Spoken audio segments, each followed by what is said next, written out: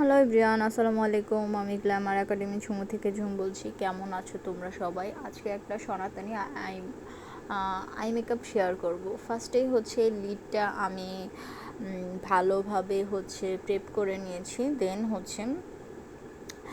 একটা orange reddish orange colour নিয়ে ভালোভাবে লিডে অ্যাপ্লাই করে নিচ্ছে। অ্যান্ড পুরাটা লিডে অ্যান্ড লোয়ার পোর্শনে সেম কালারটা দিয়েই আমরা করব, কোনো প্রকার হার্শ যাতে একদমই না লাগে। দেন আউটার কর্নারে একটা ডার্ক ব্রাউন কালার ইউজ করেছি অ্যান্ড সেটাই ভালোভাবে স্মাচ করে দিচ্ছি, যেন কোথাও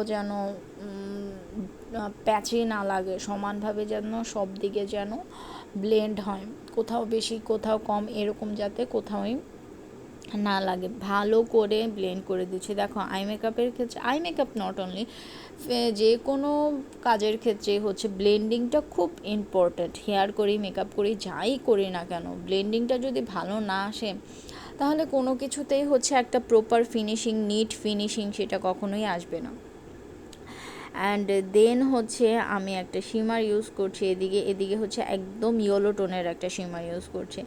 অ্যাকচুয়ালি রেড বেনারসির সাথে বা যে কোনো ট্রেডিশনাল মেকআপের সাথে কিন্তু ইয়েলোটা খারাপ লাগে না, আমার কাছে কিন্তু দুর্দান্ত লাগে, খুব ভালো লাগে। আর যদি সেটা হয় সনাতনী ব্রাইডাল তাহলে তো কথাই নেই, খুব ভালো লাগে। দেন একটা এদিকে আমি কয়েকটা চাঙ্কি গ্লিটারই ইউজ করেছি। ফার্স্টে তোমরা দেখতে পাচ্ছ আমি গ্রিনটা করেছি, দেন হোয়াইটটা করেছি, আর তারপরে একটু কলকা করে তোমাদের সাথে ফাইনাল লুকটা শেয়ার করলাম। কেমন হয়েছে যদি ভালো লাগে ভিডিওটা লাইক শেয়ার কমেন্ট করে দিও।